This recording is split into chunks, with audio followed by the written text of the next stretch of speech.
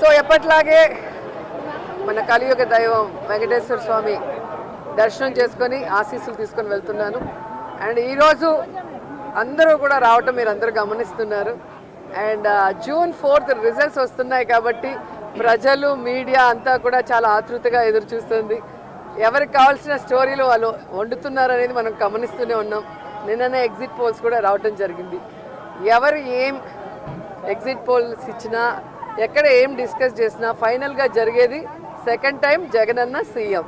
ఎందుకంటే ఈ రాష్ట్ర ప్రజలు సంక్షేమానికి అభివృద్ధికి పట్టం కట్టడానికి రెడీగా ఉన్నారు కాబట్టే మహిళలు ముసలి వాళ్ళు పెద్ద ఎత్తున రాత్రి 9 అయినా కూడా ఎదురు చూసి ఓటింగ్ వేసి వెళ్ళటం మనం అందరం కూడా గమనించాం.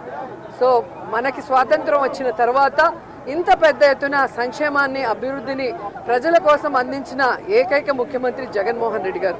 రాష్ట్రం విడిపోయి నష్టాల్లో కష్టాల్లో ఉన్నా కూడా ప్రభుత్వ బాధ్యతగా ప్రజలకి మంచి చేయాలి, రాష్ట్రాన్ని అభివృద్ధి వైపుకు నడిపించాలి అని చిత్తశుద్ధితో పారదర్శక పరిపాలన అందించారు. కాబట్టే ఈరోజు మేమంతా కూడా చాలా కాన్ఫిడెంట్గా ఉన్నామన్న విషయాన్ని మీ అందరికీ తెలియజేసుకుంటున్నాం.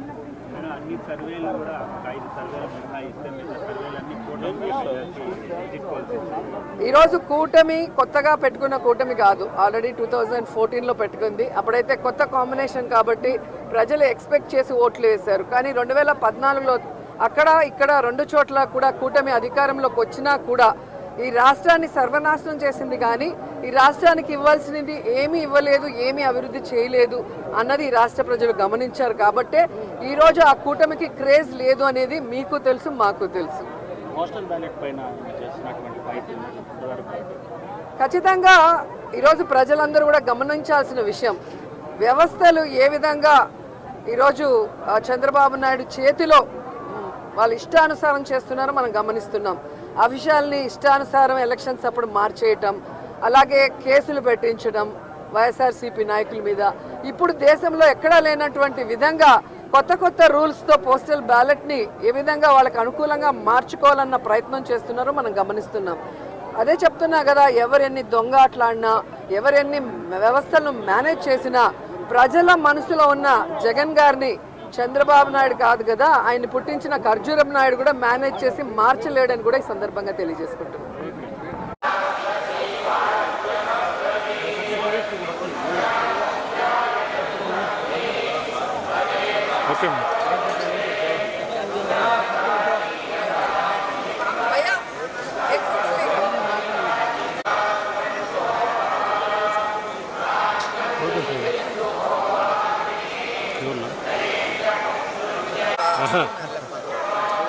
భయపెడతారే మీరు తమ్ముని భయపెట్టేస్తున్నాను.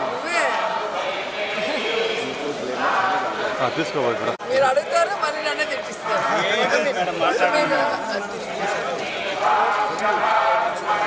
మాట్లాడండి మేడం,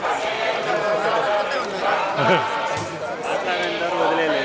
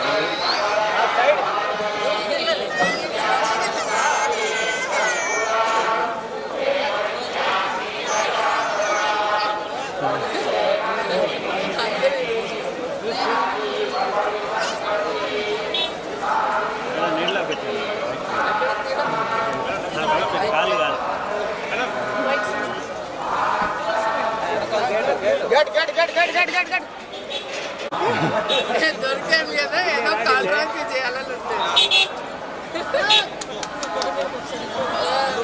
మాట్లాడుతున్నా లేదా